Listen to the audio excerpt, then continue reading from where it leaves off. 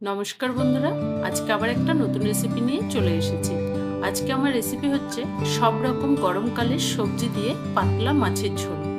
এই মাছের ঝোলটা একদম আলাদা মশলা দিয়ে বানানো, খেতে কিন্তু দারুণ টেস্ট হয়। এখানে আমি বাটা মাছ নিয়েছি, আপনারা চাইলে যে কোনো মাছ দিয়ে কিন্তু এই মাছের ঝোলটা বানিয়ে খেতে পারেন।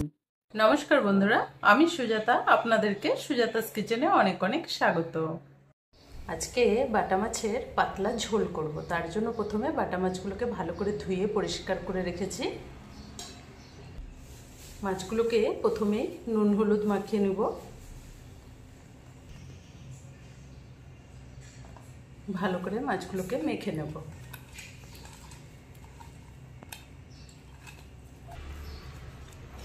ব্যাস, মাছগুলো সুন্দর করে মেখে একটু কিছুক্ষণের জন্য রেখে দেবো। এবারে বাটা মাছের ঝোল করার জন্য এখানে আমি কিছু সবজি নিয়ে নেব। এবার এই সবজিগুলো দিয়ে আজকে পাতলা ঝোল করব। তার জন্য এগুলো এবারে একে একে কেটে নেব।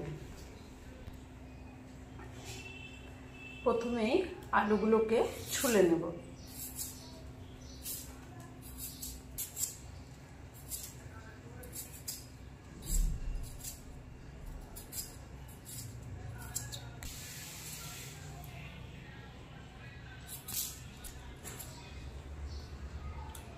সব আলুগুলো ছুলে নিয়েছি। বেগুনগুলো কেটে নেব।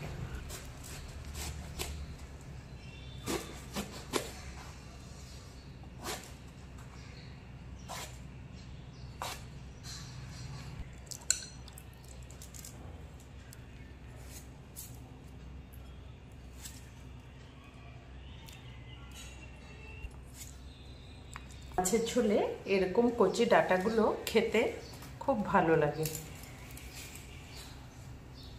এবার এগুলোকে কেটে নেব সুন্দর করে।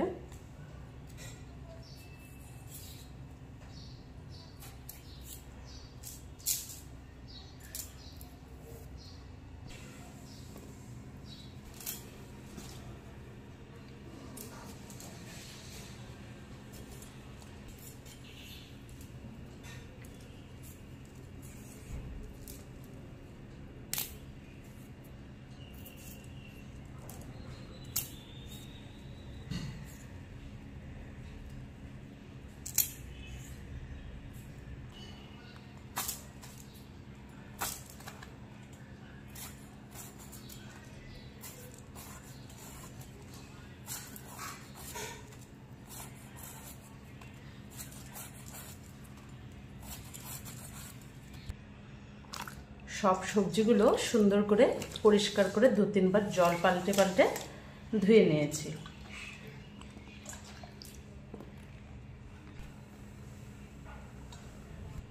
এখানে নিয়েছি বেগুন, ঝিঙ্গে, সাথে নিয়ে নিয়েছি এভাবে এই সাইজ করে আলু, আর আছে এখানে ডাঁটা।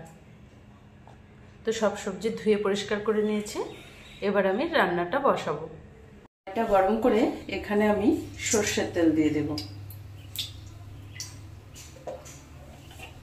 কড়াইয়ে অল্প করে নুন দিয়ে দেব, তাহলে মাছটা ভাজার সময় লাগবে না। তেলটা ভালো করে গরম করে নেব। তেলটা ধোয়া ওঠা হয়ে গেছে। এবার আমি মাছগুলো ছেড়ে দেব।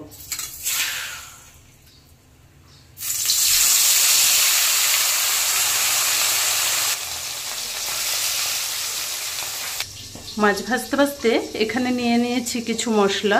অল্প গোলমরিচ নিয়েছি, কালো জিরে আর সাদা জিরে, আর কয়েকটা কাঁচা লঙ্কা। এবার এগুলো সব একসাথে পিষে নেব।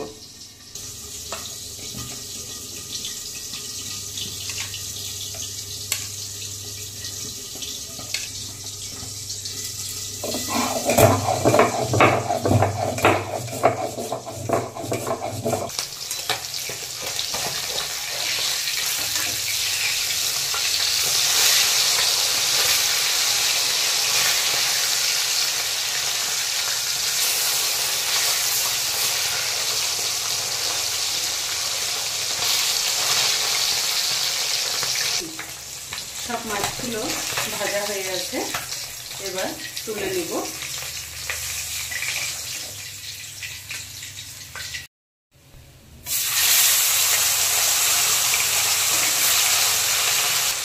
এইভাবে সব মাছগুলো ভেজে নেব। সব মাছগুলো ভেজে রেখে দিয়েছি। এবার মাছ ভাজার তেলে আমি প্রথমে আলুগুলো ভেজে নেব। আলুগুলো শক্ত জিনিস যেহেতু এই জন্য আলুগুলো প্রথমে দিলাম।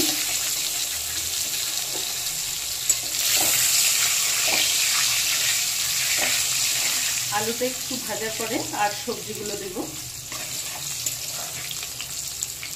আলুটা অল্প আধা ভাজা হয়ে গেছে। এবার আমি এখানে ডাঁটাগুলো দিয়ে দেবো। যেহেতু ঝিঙ্গে আর বেগুনটা একটু নরম, তো ডাঁটা আলুটা সেদ্ধটা একটু বেশি হবে। তো এবার ডাঁটাটাও আর কিছুক্ষণ একটু ভেজে নেব। ডাঁটাটা দিয়ে 2 মিনিট ভেজে নিয়েছি। এবার আমি এখানে বেগুন আর ঝিঙ্গেটা দিয়ে দিচ্ছি।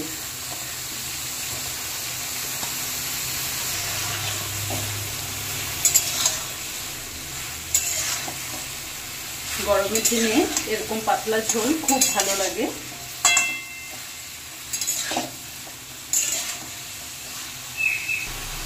এখানে অল্প নুন দিয়ে দেব, সাথে অল্প হলুদ দিয়ে দেব। এবার একটু সবজিগুলো সেদ্ধ হয় মতো ঢাকা দিয়ে দিয়ে অল্প ভেজে নেব। তো 2 মিনিট ঢাকা দিয়ে রাখলাম। সবজিটা ভালো করে ভেজে নিয়েছি। এবার উঠিয়ে নেব। সব সবজিগুলো সেদ্ধ হয়ে গেছে। তো সব সবজিগুলো এভাবে উঠিয়ে নিয়েছি। সবজিটা ভেজেছি বলে একটু জল ছিল, তাই এরকম হচ্ছে। তো তেল আর দেবো না। এর মধ্যে 2টো শুকনো লঙ্কা দিয়ে দিলাম আর ফোড়নে অল্প করে কালো জিরে দিয়ে দিলাম। তো ফোড়নটা একটু ভেজে নিয়েছি ভালো করে। তো এবার অল্প করে হলুদ দিয়ে দিলাম। এবার আমি এখানে আগে থেকে বেটে রাখা মশলাটা দিয়েছি। এটা একটু কালো লাগছে, কিন্তু শরীরের জন্য আমাদের খুব উপকারী।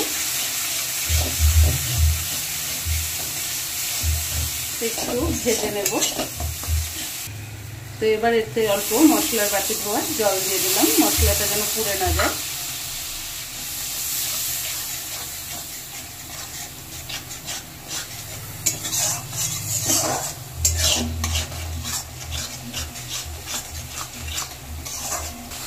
সবজিতে আগেই আমি নুন দিয়েছিলাম, তাই একদম অল্প করে নুন দিলাম। পরে এটা দেখে দিতে হবে। এবার মশলাটা ভালো করে একটু কষে নেব, মশলা থেকে তেলটা ছেড়ে যাওয়া পর্যন্ত। মশলাটা ভালো করে কষে নিয়েছি। এবার আমি এতে কয়েক পিস টমেটো দিয়ে দিলাম। টমেটোটা গলবে না তরকারিতে, টমেটোটা তরকারিতে গলাবো না, ঠিক একটু ভেজে নিলেই হয়ে যাবে। তো মশলাটাও সুন্দর মতো কষে গেছে। এবার আমি ভেজে থাকা মশলাটার সাথে এবার আমি সবজিটাও দিয়ে দেব।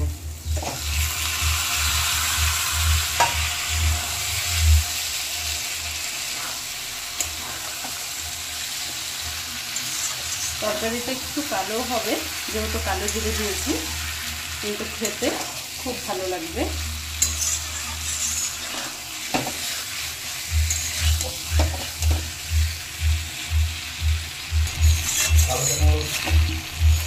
এবার সবজিটা মশলার সাথে ভালো করে কষে নেব।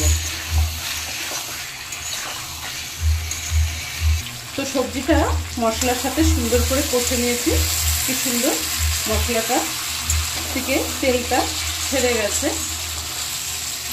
খুব সুন্দর মশলা থেকে একটা গন্ধ বেরোচ্ছে। আপনারাও এটা ট্রাই করতে পারেন রান্নাটা ঘরে। এবার আমি জল দিয়ে দেব।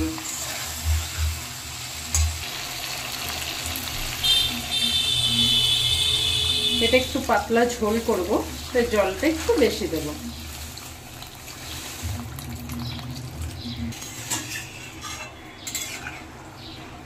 এবার ঝোলটাকে ভালো করে ফুটিয়ে নেব। এবার ঢাকা দিয়ে ঝোলটা ভালো করে ফুটিয়ে নেব। ঝোলটা সুন্দর মতো ফুটে গেছে, এবার আমি মাছগুলো ছেড়ে দেব।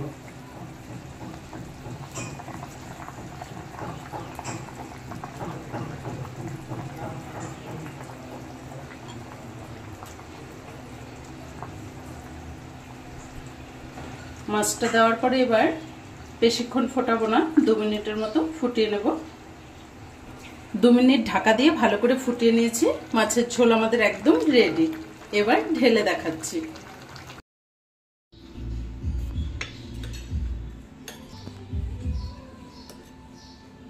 তো আজকের এই রেসিপিটি আপনাদের কেমন লেগেছে কমেন্ট করে জানাবেন। যদি ভালো লাগে চ্যানেলটাকে অনেক অনেক শেয়ার করে দেবেন।